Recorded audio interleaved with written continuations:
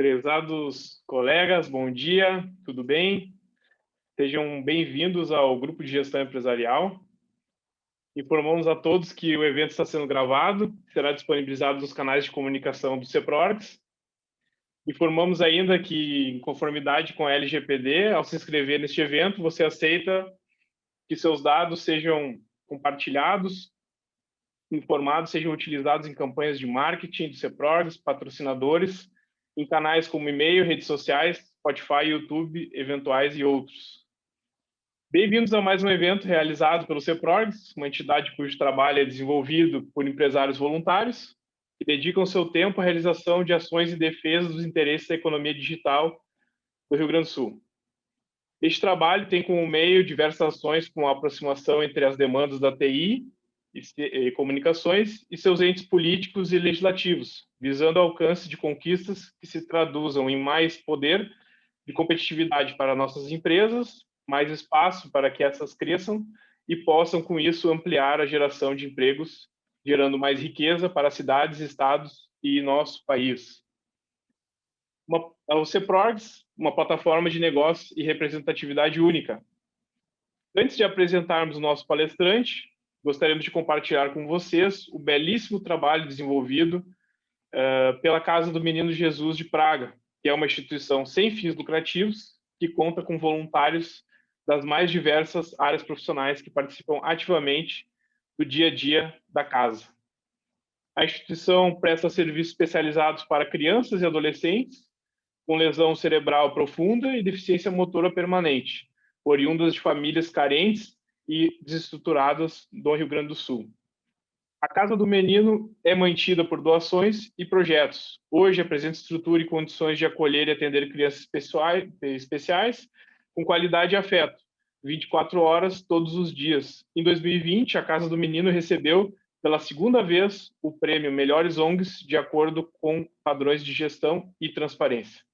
Agora vamos assistir um vídeo sobre a Casa do Menino. Você que faz parte de cada cantinho da nossa nova casa, que está em cada sorriso das nossas crianças.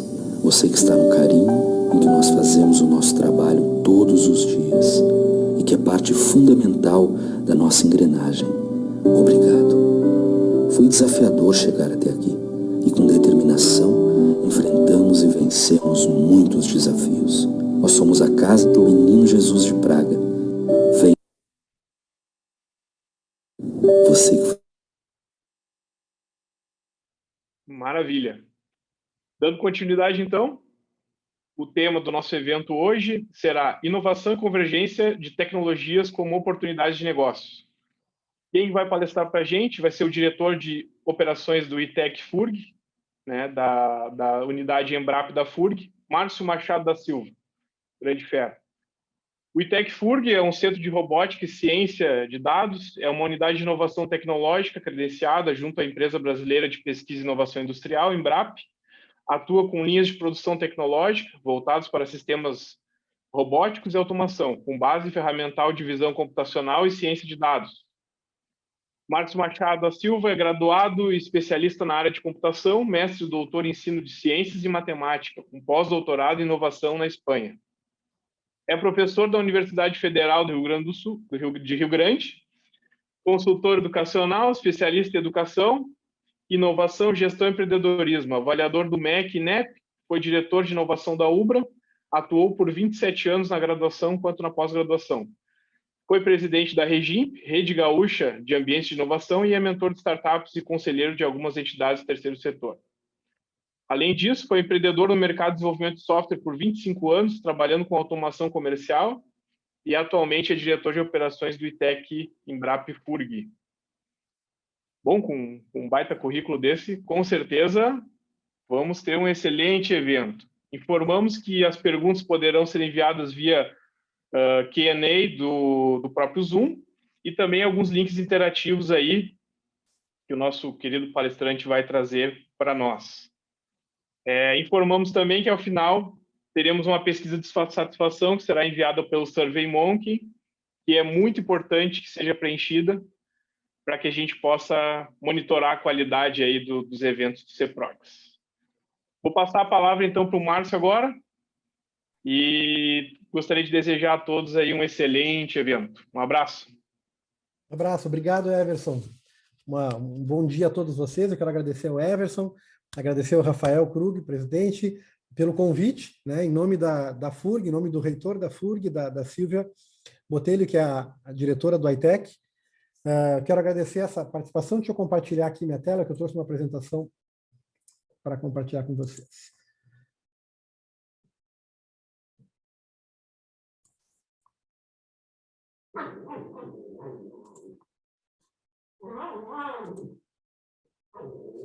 Minutinho.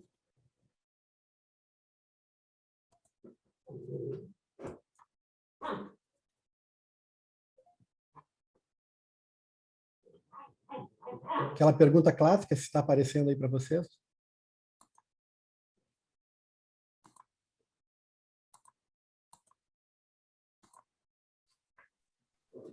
Sim, está aparecendo tranquilo. Já.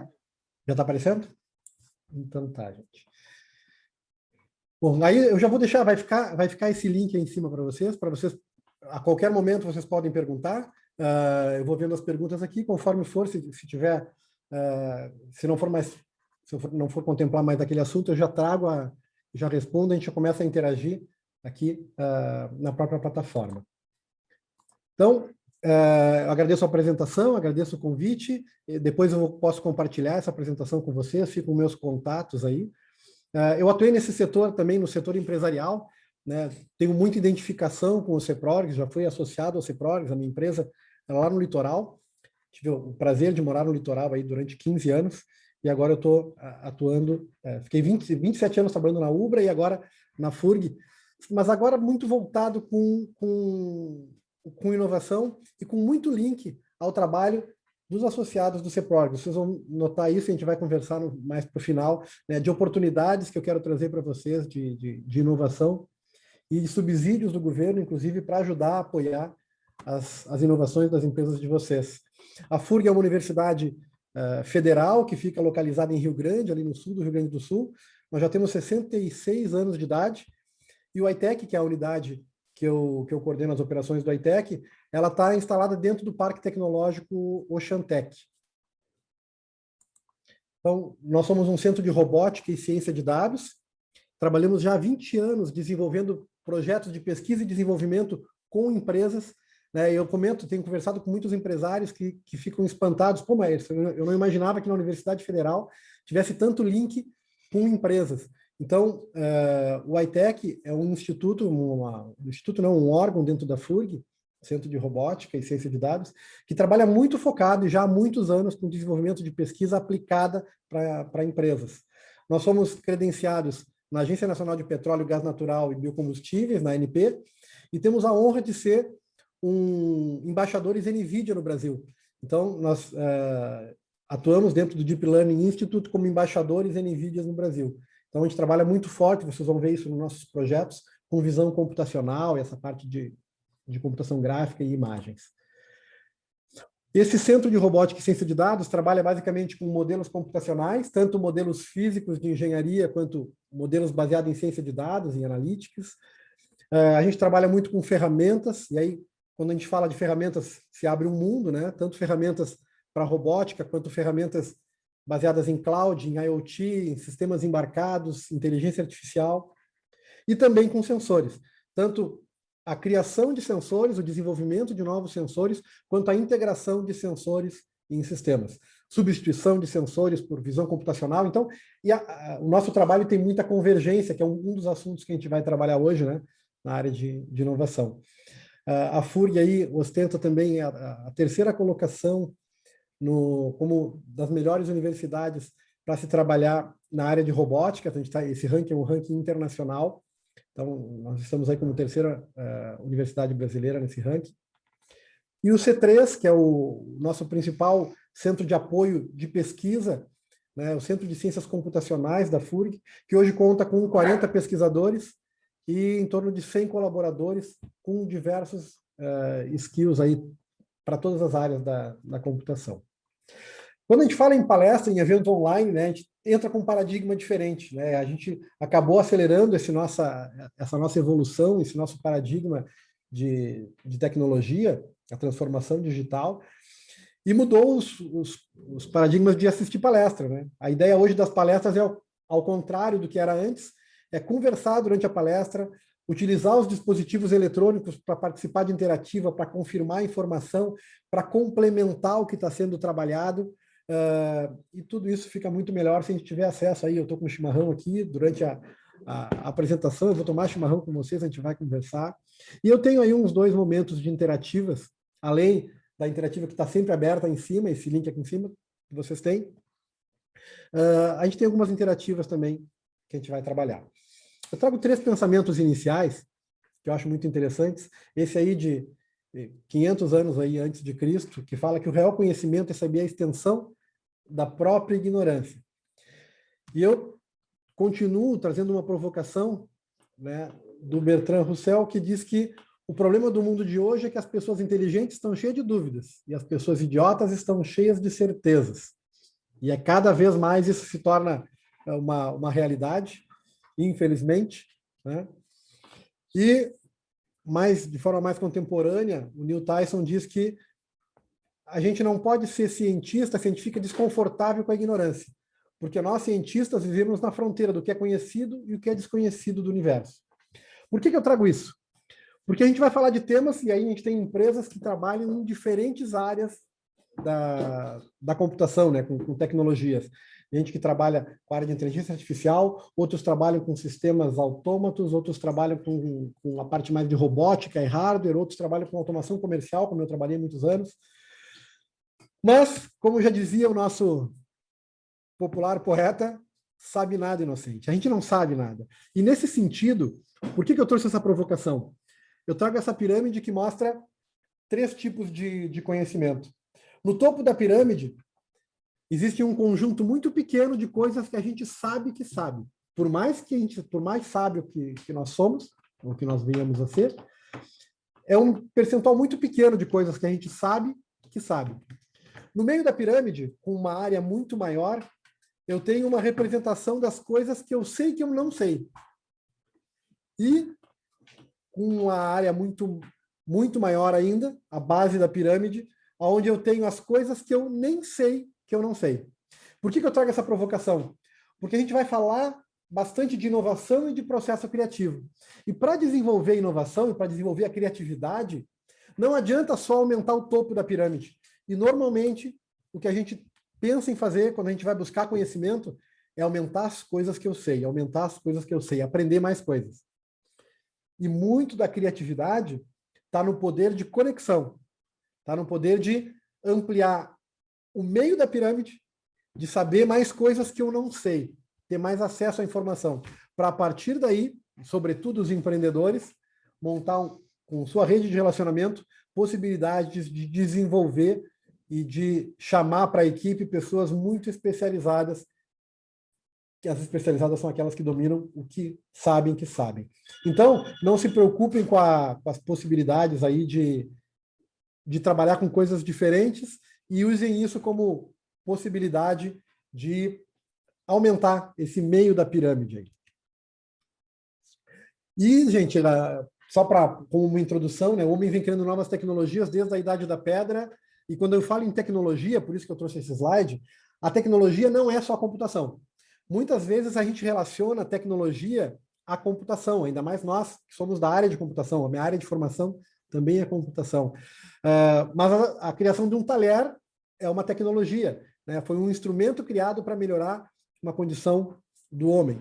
Então, quando a gente falar agora de tecnologia, a gente vai desplugar um pouco da computação e vai entender esse conceito como um conceito muito maior. E nesse sentido, a gente tem uma evolução histórica, que não é uma evolução linear, como está mostrando essa seta aí, né? A evolução ela é uma evolução exponencial. A gente tem ali naquele primeiro quadro da sociedade da caça, uma evolução que demorou em torno de 100 mil anos. Quando eu passo para a sociedade agrícola, eu já diminuí, a sociedade agrícola durou em cerca de 10 mil anos, né, de 100 mil para 10 mil anos. E aí depois vem a sociedade industrial, a sociedade da informação, E hoje a gente está vivendo uma sociedade do conhecimento, onde a base mudou da caça para a agricultura, para a indústria, para a revolução industrial, agora para o conhecimento, para a sociedade inteligente, para os sistemas inteligentes, para a internet das coisas, né? E o valor, o poder se dá em função, agora, do conhecimento, e não mais da propriedade, ou não mais do poder econômico da compra. A gente conseguiu nesse sentido uma democratização, a informática, as tecnologias trouxeram uma democratização muito interessante. E essa exponencial, né, foi representada aí pela lei de Moore, que diz que a quantidade de transistores no único processador dobraria a cada 18 meses. Né? E a gente tem uma comprovação disso, né, mostrando lá, desde uma das primeiras e mais das primeiras inovações percebidas na Idade Moderna, na gráfica impressa, né, na prensa, tá? Faltou o termo da prensa, naquela prensa mecânica, até mais recentemente a invenção do computador, da internet, e as quantidades de inovações, né, de tecnologias que surgem agora são muito, muito superiores, mostrando um crescimento exponencial. Então, a gente está mudando muito esse paradigma, né? E quando a gente muda o paradigma, a gente está mostrando, na verdade, uma evolução de dispositivos que acabam, de tecnologias que acabam democratizando muito da informação. Eu acho muito legal nesse exemplo que a gente mostra a mesma atividade, né? Eu tenho ali pessoas lendo em dispositivos diferentes, mas não é só o dispositivo. Eu tenho, provavelmente, ali no tablet, uma quantidade de informação, uma atualização de informação infinitamente maior do que eu tinha na época, né, quando eu tinha acesso só a meios impressos, onde os nossos filhos, ou nós, eu ainda trabalhei na área eu ainda estudei com enciclopédia, que a gente tinha que comprar atualizações, né, das enciclopédias para poder ter acesso a informações mais atualizadas em níveis mundiais. Então, são novas necessidades ou são novos recursos que nos possibilitam ter novas necessidades, né? O que nasceu primeiro? E aí a gente nota que as pessoas que até então eram só consumidoras passam a ser, além de consumidoras, também fornecedoras de informação. Isso é uma coisa que mudou muito o mercado, que mudou muito o paradigma. Isso foi permitido por meio de tecnologias habilitadoras. Então, a gente tem tecnologias que possibilitaram essa mudança de paradigma na sociedade. Eu trouxe alguns vídeos aqui que eu quero compartilhar com vocês, eu vou mostrar elas de forma bem acelerada. E o que eu acho interessante desses vídeos é que, por mais distante que isso esteja do meu negócio, ou do negócio de cada uma das empresas de vocês conseguem, a partir desses exemplos, abrir links e perceber que tecnologias que hoje possam ainda estar não acessíveis ou não facilmente populares na região, ou aqui no Brasil mesmo, isso é uma questão de tempo, e uma questão de tempo muito pequena, que está se acelerando de forma muito grande. Então, exoesqueleto. Vou mostrar aqui. Deixa eu acelerar esses videozinhos, só para mostrar alguns exemplos. E o que isso pode impactar a nossa sociedade? Bom, o exoesqueleto pode ajudar na saúde, mas ele também pode ajudar a indústria. Eu tenho aqui o exoesqueleto sendo utilizado como um equipamento ergonômico, para o funcionário conseguir trabalhar de forma mais confortável. Eu posso usar o exoesqueleto para, nesse caso aqui, levantar peso sem prejudicar a coluna. Então, ele está auxiliando os movimentos de força. Posso usar o exoesqueleto para pessoas que têm dificuldade ou não têm membros, né, os membros inferiores, exoesqueleto também para os braços. Aqui também para ergonomia, para um funcionário conseguir trabalhar, né, sem cansar tanto os braços, tanto para conforto quanto para força. Então, a gente tem vários exemplos, e isso possibilita ou pode possibilitar a mudança de vários negócios, ou o surgimento de vários negócios em função da ampliação de possibilidades que o homem passa a ter utilizando esse tipo de tecnologia. Drone. O drone e veículo aéreo não tripulável, né, e os VANTs, estão trazendo também muita modificação no cenário aí e possibilidade de negócios. Vou mostrar um trechinho de um vídeo para vocês aí que mostra aplicações, né, previsões aí de aplicações do drone. Imaginem uma central de distribuição que possa ser atendida por drone. Hoje a gente já tem o McDonald's fazendo entregas por drone. A gente viu agora nas Olimpíadas, né, aquele show que antes se usava fogos de artifício, agora já pode se usar drones. O drone sendo utilizado para transporte de passageiros, o drone modificando a possibilidade, revolucionando o setor de logística. E isso, gente, isso impacta. Mesmo quem não trabalhe com drone, acaba possibilitando quem trabalha, por exemplo, com automação comercial ou com algumas tecnologias direcionadas para o varejo, que o drone passa a ser usado no varejo, que o drone passa a ser usado na indústria. Nós temos algumas pesquisas com drone na FURG que são bem interessantes, que a gente usa drone, por exemplo, para reconstituição de plantas 3D.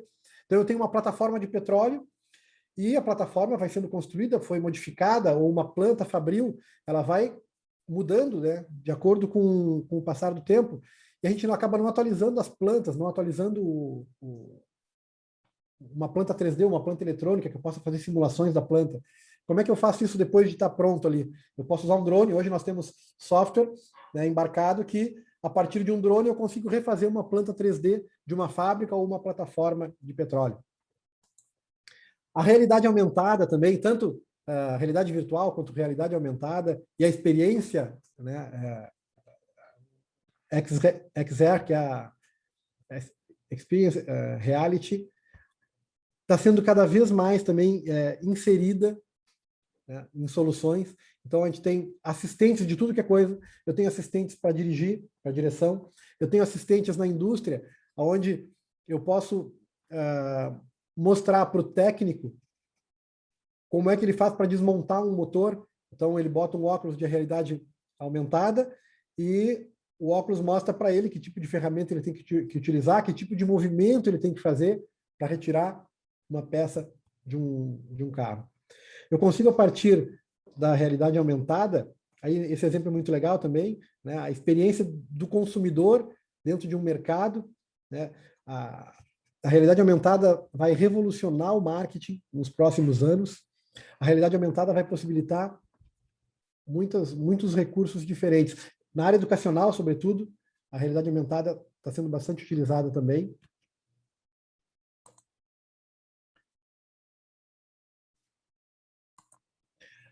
A robótica chegando cada vez mais, né? Nós temos sistemas robotizados e sistemas em casa, né? Eu tenho cada vez mais o uso de robôs em casa. Eu já tenho hoje os robôs de limpeza, estão cada vez mais populares, que não é um robô convencional, mas um robô de limpeza. Deixa eu botar esses dois vídeos aqui em paralelo para vocês, dá pra gente...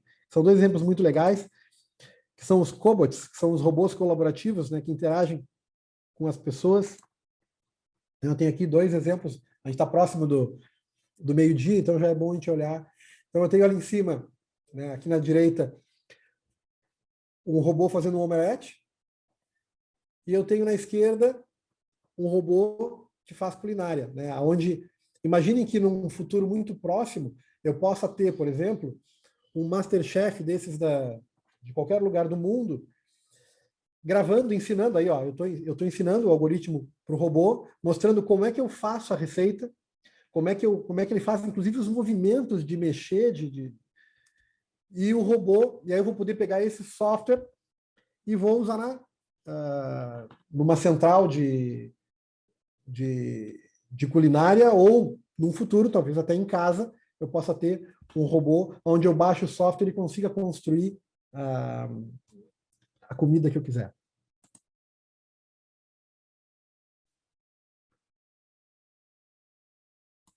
Bom, a IoT abre um mundo, né? Abre um universo absurdo que está revolucionando todas as empresas, todas as indústrias. A ideia de ter internet nas coisas, de poder monitorar comportamentos, de sensoriar equipamentos, sensoriar pessoas, sensoriar automóveis. Isso é uma coisa muito interessante, né? Que caminha para uma sustentabilidade e abre um leque de oportunidades incríveis para todas as pessoas. Então está muito bacana esse tipo de tecnologia e está revolucionando muito as empresas, né? Tem muita gente entendendo. Aqui esse vídeo é muito futurístico, tá? Esse vídeo ele mostra um exemplo mesclando várias tecnologias. A IoT fala de...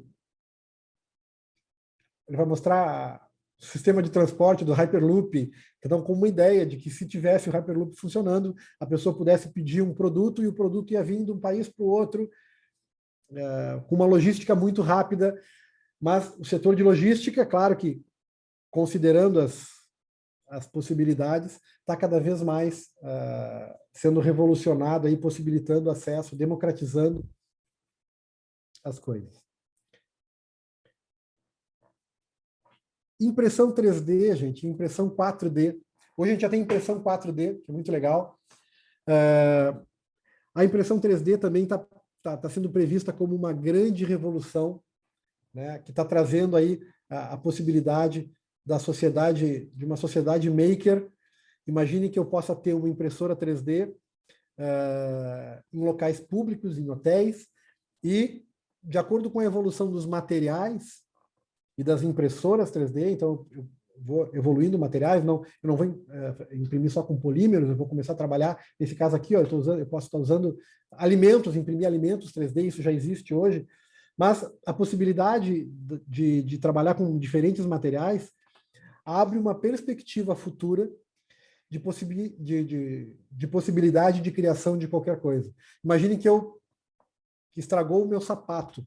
Eu posso estar num hotel, eu não preciso sair e comprar um sapato. Eu posso ir numa impressora 3D e imprimir um sapato. Eu posso imprimir uma roupa. Eu imprimo uma peça. Eu começo a construir. E isso acaba, aí como está dizendo, né, acaba sendo uma revolução, porque isso democratiza muito, né? Faz com que muda tanto a logística, porque aí eu, ao invés de centralizar a produção, eu descentralizo a produção. Eu passo a valorizar a fórmula. Eu passo a valorizar o modelo 3D ou o modelo 4D. O que é a impressora 4D? O 4D, já existem impressoras 4D, são impressoras que trabalham com materiais que se moldam. Então, uma impressora 4D, eu posso fazer um produto, por exemplo, para usar na medicina, onde o produto ele é pequenininho e em contato com a água, ou em contato com algum reagente, ou em contato, dependendo da temperatura, aí depende de como foi organizado isso, ele vai assumir uma forma diferente. Então, eu passo a ter uma impressão 3D, não num formato 2D, num formato rígido, nesse caso, num formato 3D, mas num formato que pode se moldar. Essa é a tecnologia de impressão 4D. Isso tudo para servir como inspiração, tá, gente? Bom, a mobilidade, então, hoje em dia, todas as empresas estão entrando para o mobile, a gente já tem aí muitas coisas funcionando. A pandemia e o isolamento social nos fez enxergar que o mobile era a única forma de acessar algumas coisas. Hoje em dia está muito comum assistir palestras, participar de reuniões utilizando dispositivos. Isso se tornou uma coisa comum para nós. Nós que já somos da área de TI, isso já acontece há mais tempo. E as mídias sociais também. Queria finalizar com essa parte, com esse vídeo. Também vou botar em acelerado, porque é um vídeo futurístico também, que mostra perspectivas de IoT, de internet, de uso amplo de internet. Imaginem aí com uma tecnologia 6G, ou que venha a surgir depois do 6G, inclusive, né, com a possibilidade de monitoramento e de troca de informações quase que instantânea, onde eu consigo, a partir dessas tecnologias, e aí a gente começa a falar de convergência de tecnologia, né, de utilizar sensores com a internet das coisas, colocando sensores nas coisas. Eu tenho os produtos rastreáveis por IP, eu consigo, a partir desse rastreamento, e também, no caso agora aqui, ó, de visão computacional, A visão computacional é uma área que está crescendo muito, né? Análise de imagens, reconhecimento de imagens, reconhecimento de movimentos. A partir daí, eu consigo fazer monitoramento, eu consigo colocar inteligência em muita coisa. E o limite é a criatividade. Para nós, e aí eu me incluo também como profissional da área de TI, o limite é a criatividade. Nós não precisamos inventar tecnologias para ter muito sucesso. A gente consegue, fazendo uma convergência das tecnologias já existentes, descobrir, criar muito mercado, criar coisas muito, muito legais. Vou deixar rolar mais um pouquinho desse vídeo aí.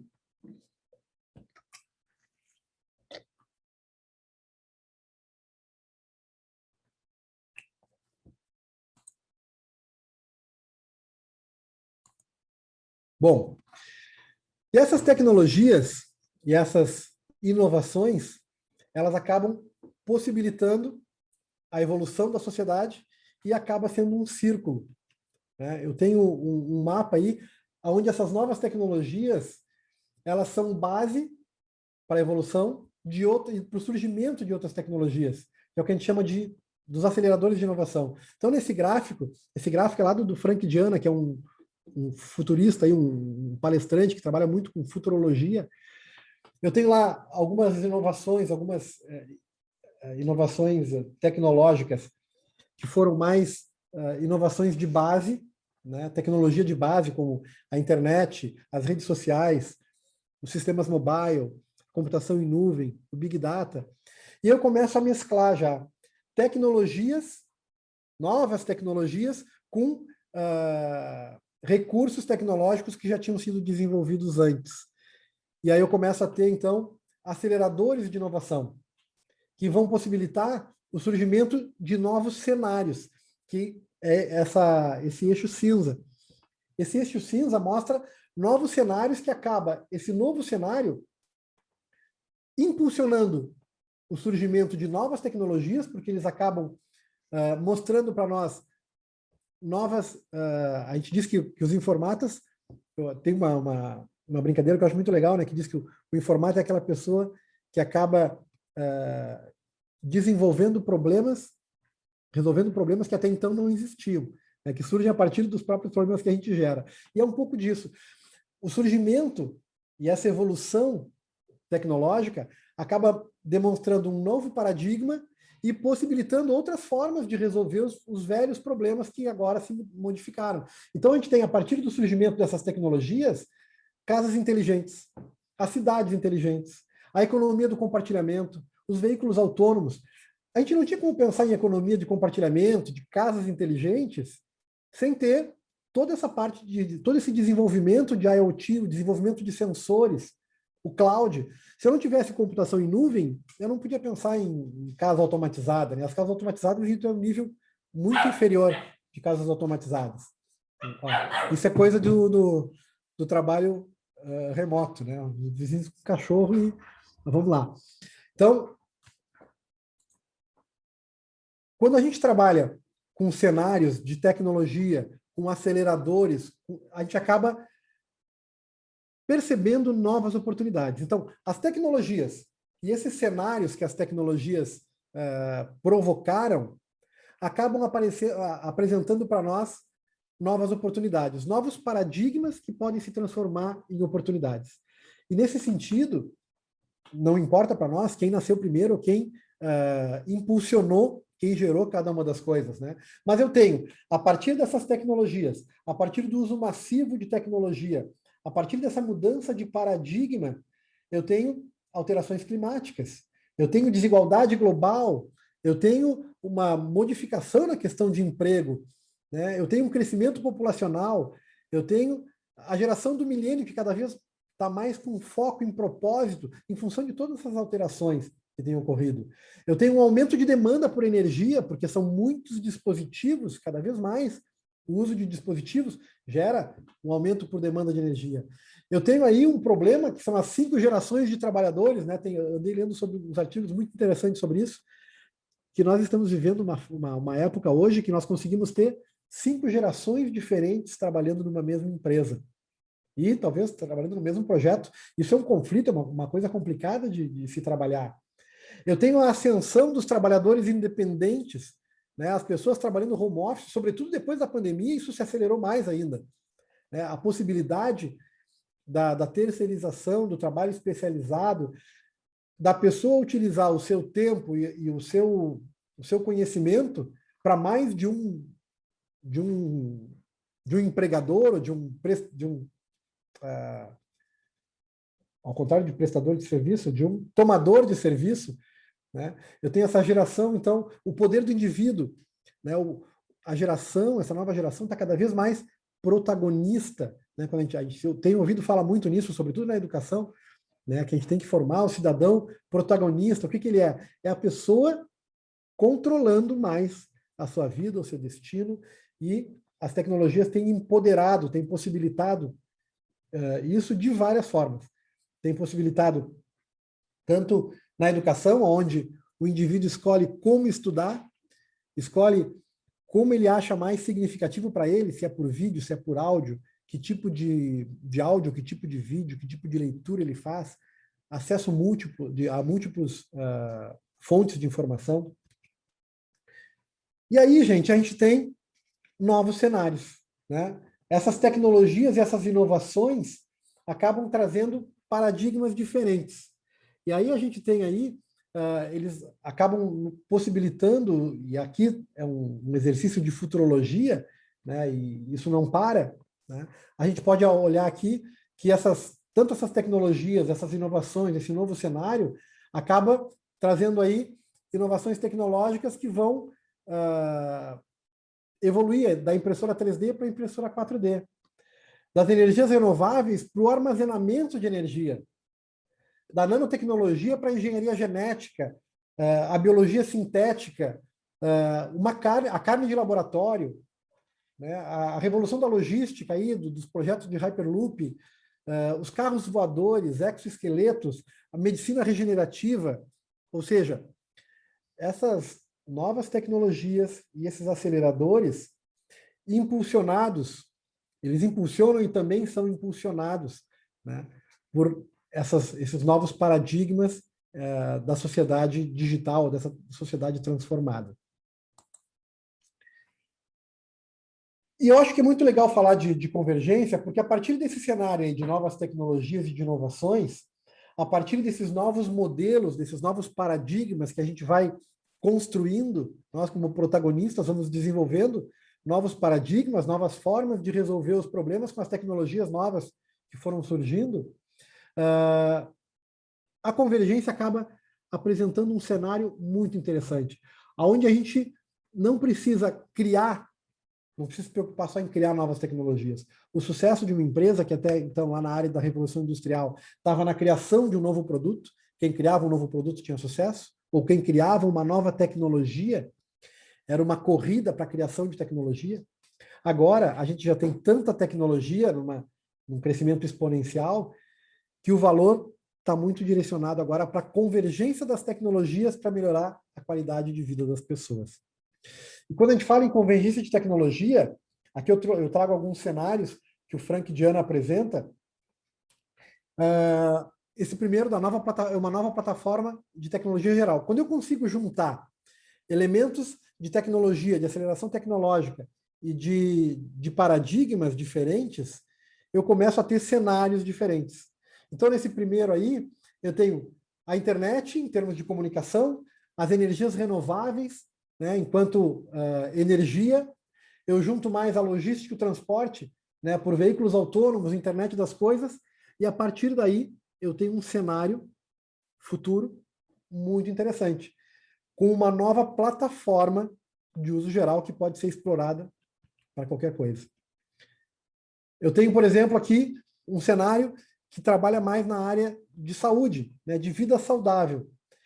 Eu juntando as tecnologias mobile, com internet das coisas, com robótica, juntando com a parte da saúde conectada, eu tenho objetivos de prolongar a vida das pessoas, para que as pessoas tenham uma vida cada vez mais ativa e mais saudável.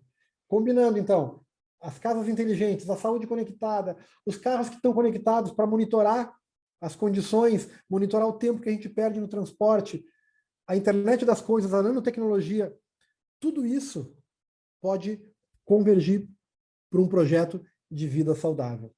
E aí abrem espaços, abrem oportunidades de negócios para todas as áreas, né? Não só para a área da saúde. Então, isso acaba trazendo uma perspectiva muito legal. Esse terceiro cenário, né, de compensar a perda de doações de órgãos pela redução de acidentes automobilísticos, é muito legal. Eu tenho estudos, né, que mostram que os veículos autônomos vão eliminar 90% dos acidentes. Bom, se eu tenho um crescimento de veículo autônomo e ele vai diminuir 90% dos acidentes, eu sei que a maior fonte de doação de órgãos vem, infelizmente, dos acidentes de carro. Então, eu vou ter provavelmente uma redução drástica de órgãos sendo doados. Coisa maluca, né?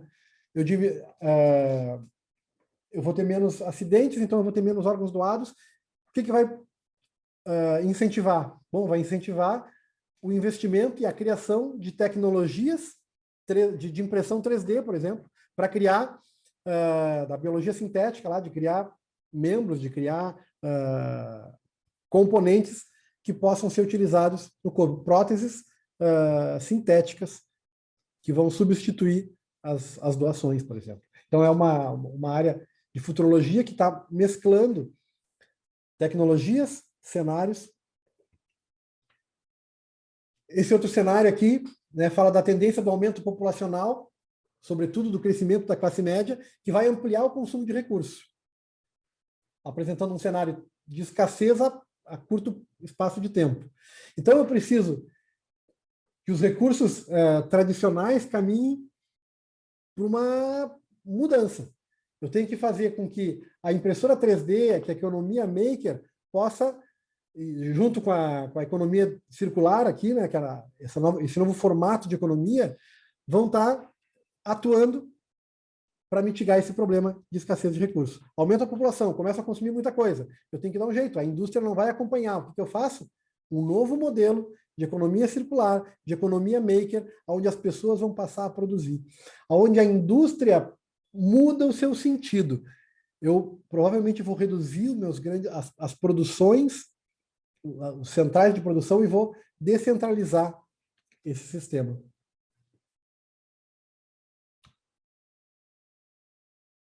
Essa cultura da energia renovável também, se a gente utilizar os mesmos mecanismos de economia do compartilhamento, que estão otimizando os recursos excedentes, com a nanotecnologia, imagina que em algum espaço de tempo aí a gente vai ter uma lógica de redução de custo e otimização em nível micro, onde eu vou poder ter painéis solares, por exemplo, micros, ajudando a trabalhar com energias renováveis de forma muito popular, muito democratizada.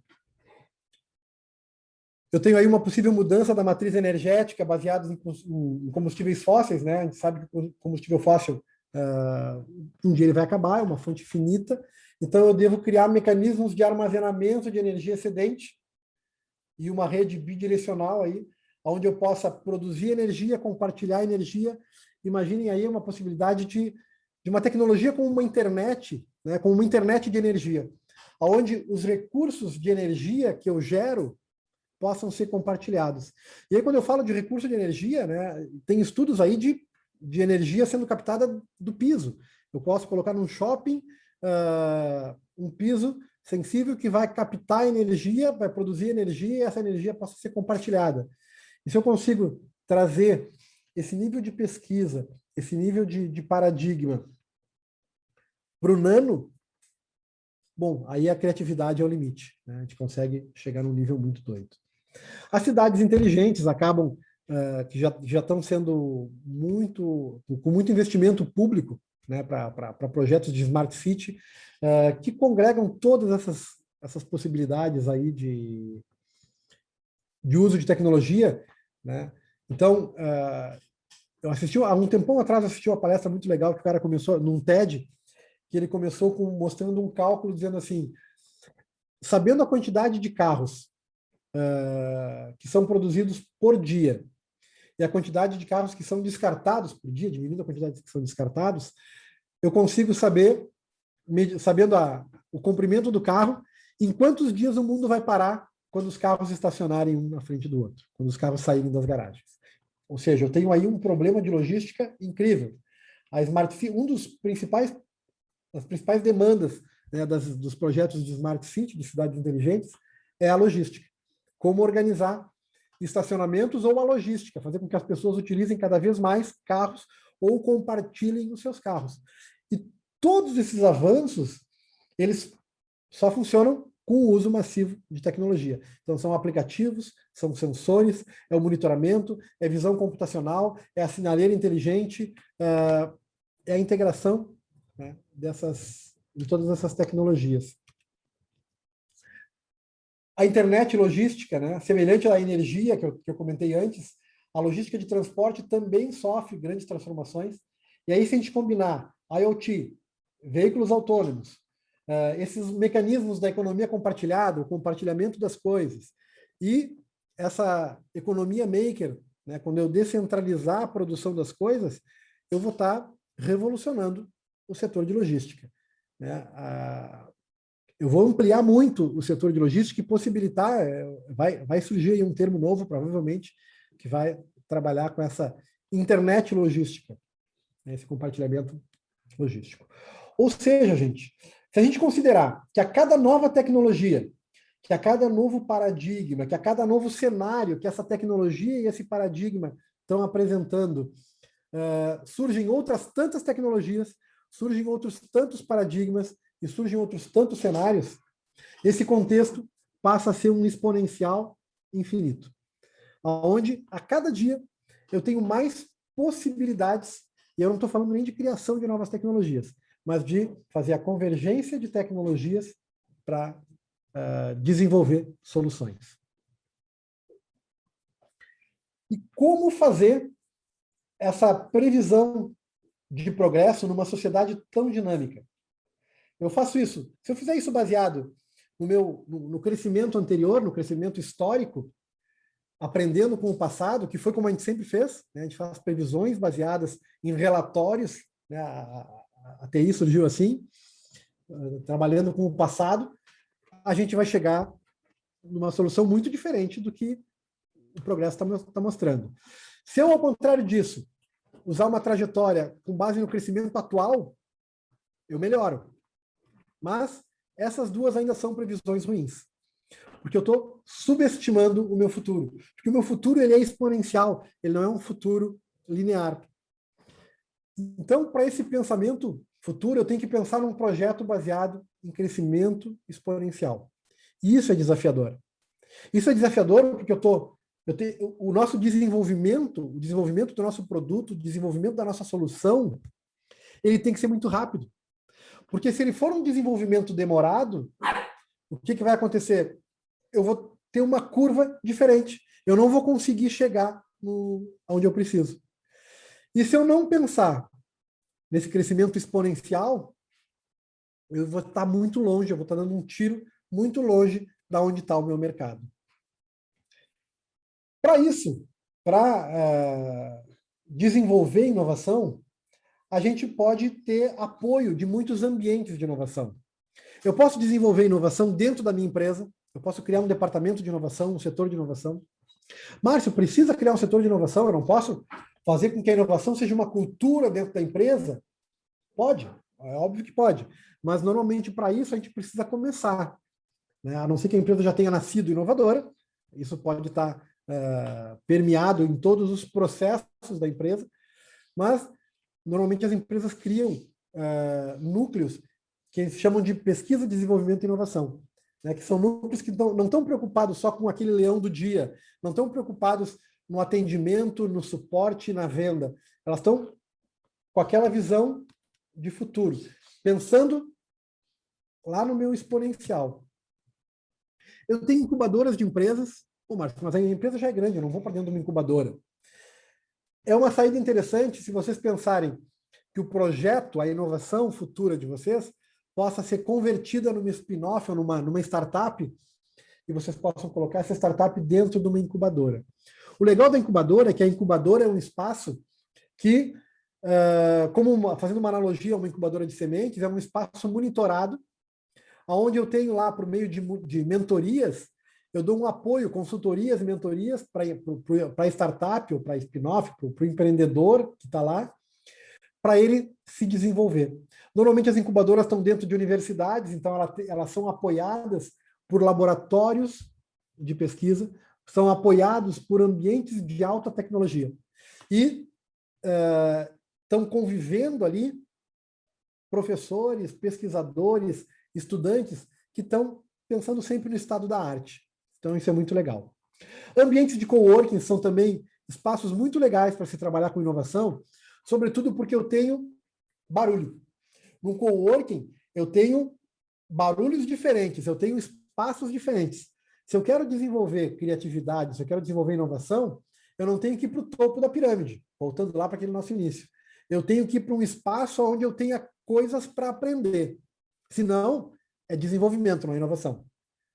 Eu estou só fazendo uma coisa que eu já sei o que é só o tempo de fazer.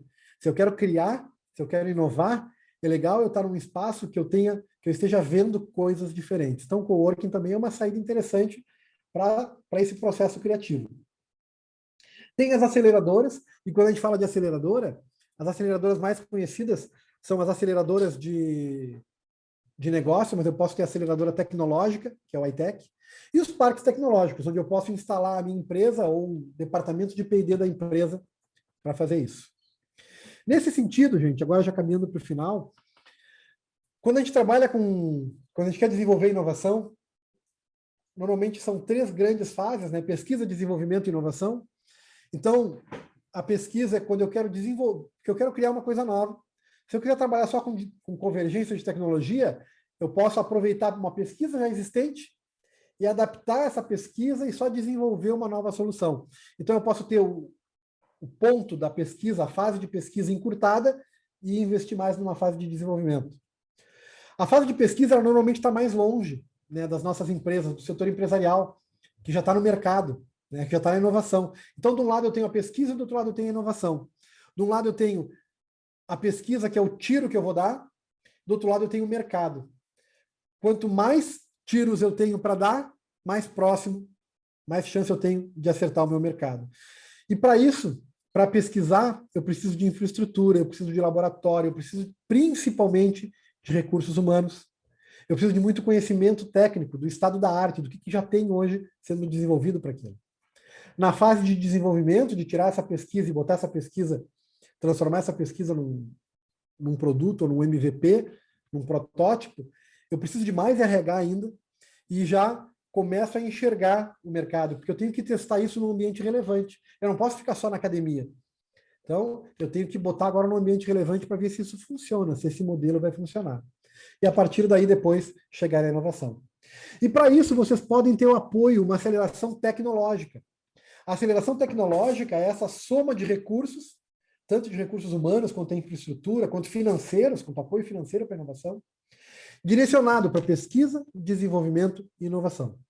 Então, o iTech é uma aceleradora tecnológica. Eu digo que eu gosto de usar esse termo de aceleração tecnológica. E a gente vai até o limite de colocar o produto no mercado. Depois dali, é tudo com a empresa. Até então, a gente vai interagindo com a empresa.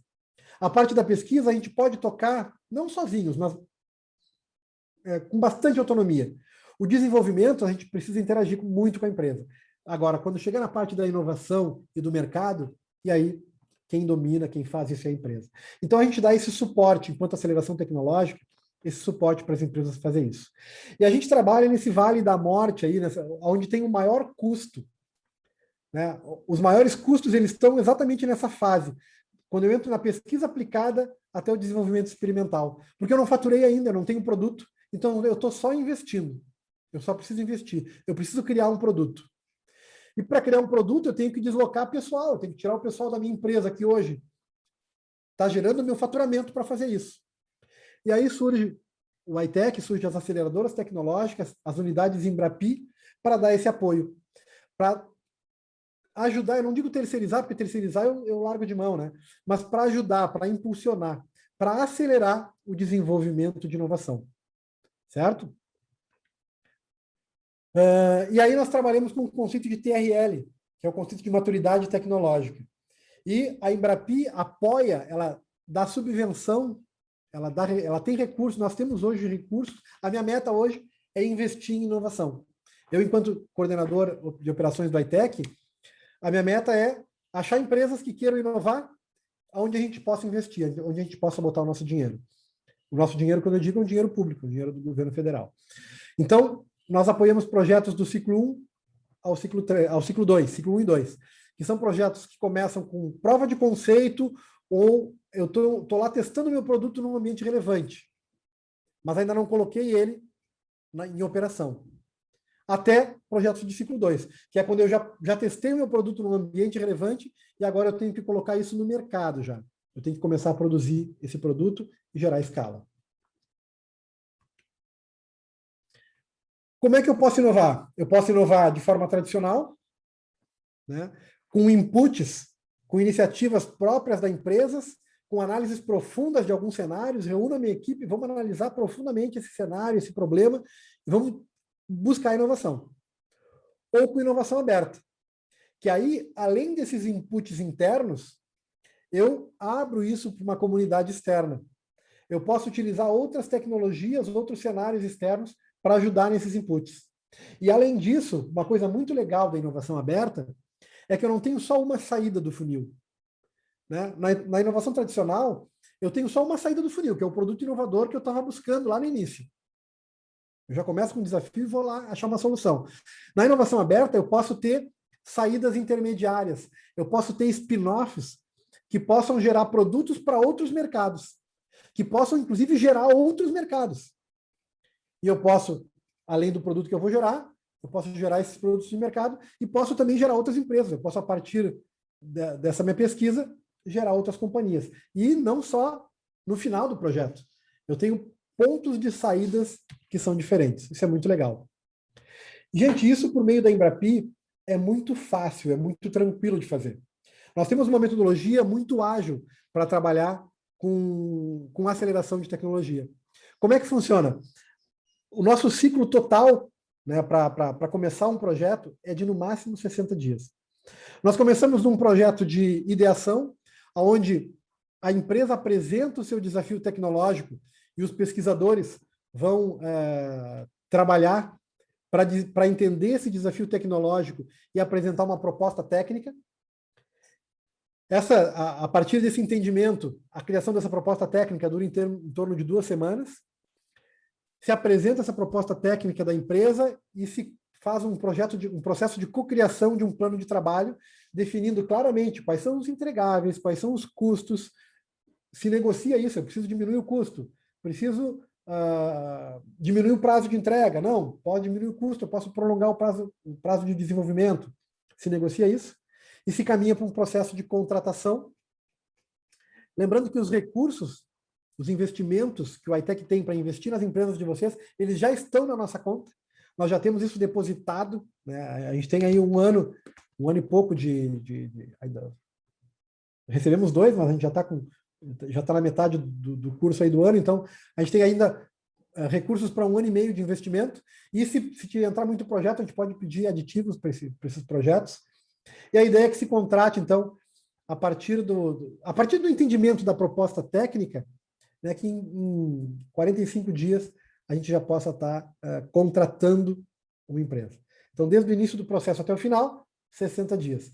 E aí eu tenho o tempo de execução do projeto, que dependendo do projeto, pode ser 6 meses, 1 ano, 2 anos, 3 anos, até 4 anos. Já desenvolvemos projetos de 4 anos. Tá? Depende do nível de desenvolvimento que a gente quer. Aqui alguns números, tá? Os processos são grandes, os números são grandes, são bem interessantes. E aqui eu vou mostrar, eu acho que esse aqui é o que mais interessa para vocês, como é que funciona o modelo da Embrapi. Eu tenho um modelo, esse aqui é o mais interessante, onde a Embrapi,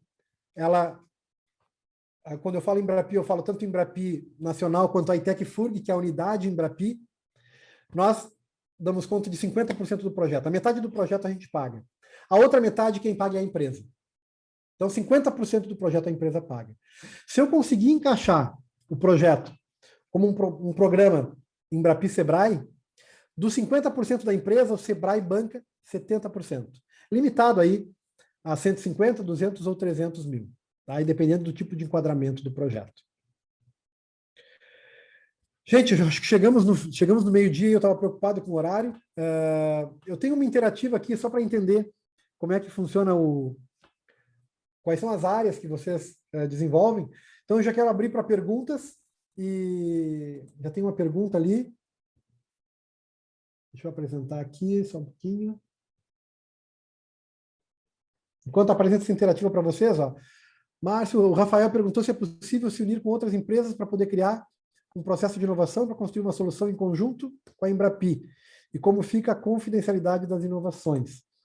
Legal, Rafael. Sim, naqueles projetos que eu comentei com vocês ali, nós temos projetos de aglomeração tecnológica e encadeamento tecnológico, onde mais de uma startup podem se unir para uma solução. Existe o termo de confidencialidade, então a Embrapi faz um termo, os pesquisadores, eles assinam um termo de confidencialidade com vocês, e vocês entre vocês também, quando eu tenho mais de uma empresa. E a propriedade intelectual, ela pode ser negociada no início ou no final do projeto. E nós podemos fazer um projeto onde 100% da propriedade intelectual, imagina que esse projeto gerou uma patente. A Embrapi permite que a patente seja toda da empresa. Tá? Isso é negociado no início do projeto, caso a caso, ou eu posso deixar um gatilho para discutir isso no final do projeto. Certo? Então, eu quero ver se vocês têm mais alguma dúvida. Eu tenho essa interativa aqui. Se vocês puderem entrar nesse link, deixa eu ver se já tem alguém ali.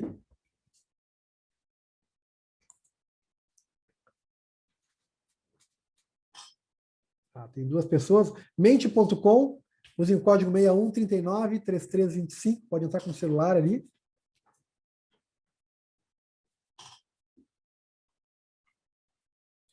Tem 2 pessoas online. Se vocês quiserem fazer alguma outra pergunta também, fiquem à vontade ali para fazer as perguntas ou entrem aí. Pessoal, bem interessante, interativa, bem fácil de preencher ali. Podem ir fazendo que depois eu volto para lá. Se quiserem perguntar alguma coisa, eu vou deixar aqui o link para vocês. Rafael, eu acabei falando demais. O professor gosta de falar, né? Eu tinha medo disso,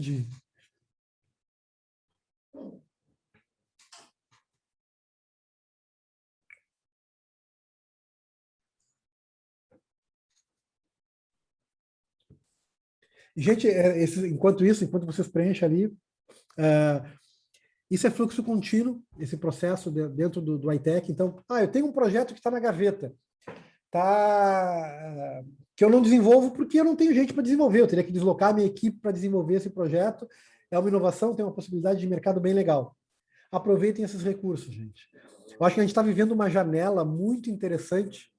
Acho que das poucas coisas que estão interessantes é esse investimento em inovação. A gente tem recurso disponível para inovar.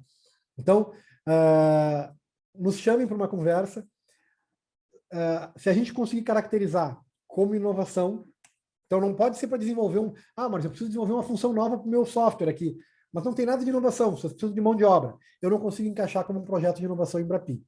Agora, se nós conseguirmos entender inovação em produto, inovação em processo, que usem algumas das tecnologias que a gente trabalha, 50% do projeto nós bancamos. Então, isso é muito interessante, é um subsídio muito legal. De repente, é o momento de tirar o projeto ali da gaveta e fazer a coisa acontecer. E além dos 50%, da empresa, se a gente conseguir encaixar como um projeto Sebrae, 70% o Sebrae banca e 30% só vocês vão bancar. A gente fechou agora, nessa última janela do Sebrae, 3 projetos aqui para o Rio Grande do Sul, Sebrae, um projeto de... os valores, tá, gente? Que é uma coisa que normalmente surge a dúvida.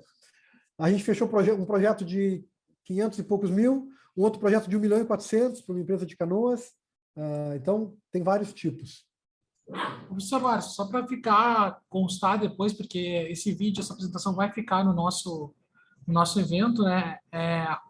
Está aberto já as inscrições do edital? Como é que os nossos associados podem aplicar para poder verificar essa questão de inovação? Só para a gente poder deixar registrado. Sim, não, legal, Rafael. Gente, não é edital, é fluxo contínuo. Então, está sempre aberto. O que acontece? O recurso Sebrae, ele tem janela. Agora a gente não está com uma janela aberta.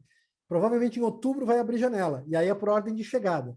Mas os projetos Embrapi, né, esse subsídio onde a empresa banca 50% e a gente banca outros 50%, isso é fluxo contínuo. A qualquer momento que vocês quiserem, vocês podem entrar lá e a gente vai atender. Eu vou passar rápido. O Everton pediu alguns exemplos. Eu não vou falar enquanto vocês preenchem ali a interativa, eu vou só mostrar alguns slides, depois eu posso disponibilizar para vocês, mas todos esses projetos aqui a gente pode mostrar.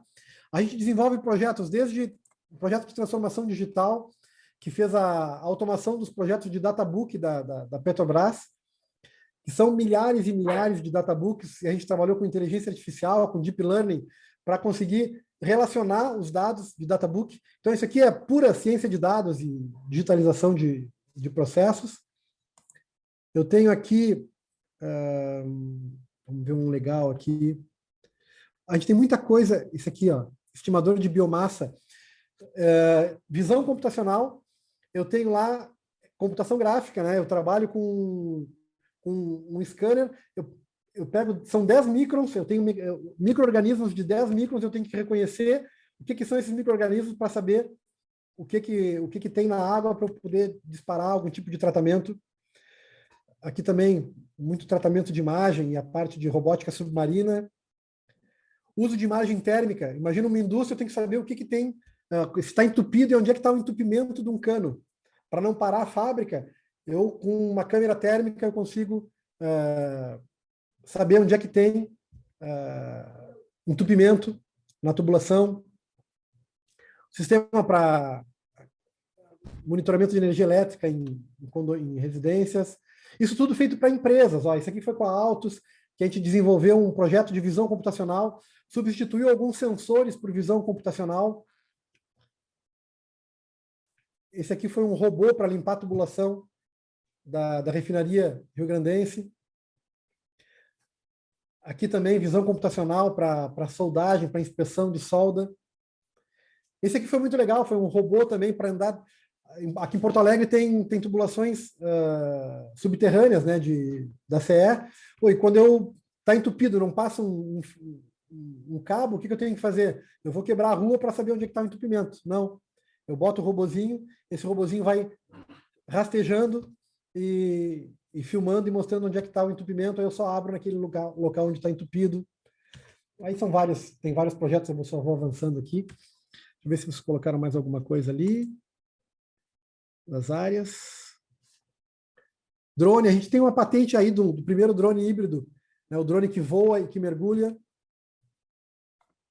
Tem vários projetos, a gente desenvolve projetos e são demandas que as empresas apresentam. A gente desenvolve, quem vende isso, quem transforma isso em produto são as empresas, não somos nós. Né? Então, esse aqui para a área de agro, né, um sistema de visão computacional também que detecta ali, ó, como é que está a qualidade da plantação a partir da imagem da folha e sabe se tem que largar mais ou menos implemento agrícola. Isso já funciona em tratores, né? Isso já tem. Esse projeto popularizou isso, fez um sistema mais simples para entrar em implementos agrícolas, para ser acoplado em implementos agrícolas menores. Então, esse é o meu contato, quero deixar aí para vocês, o que vocês precisarem e que eu puder ajudar, nos chamem aí para conversar sobre inovação, para ver se tem fit entre os projetos que vocês querem desenvolver, o que está na timeline de vocês e que a gente possa trabalhar. Maravilha, Márcio. Muito obrigado aí pela palestra, pela apresentação. Realmente abre a nossa cabeça em relação a novas ideias, novos projetos, né, dentro das empresas. Novamente, gostaria de pedir o apoio de todos para que responda a pesquisa de satisfação, para que a gente possa melhorar para os próximos eventos. E gostaria de agradecer a presença de todos e a gente está encerrando, então, nesse momento, o grupo de gestão empresarial com a apresentação do Márcio. Um abraço, até mais.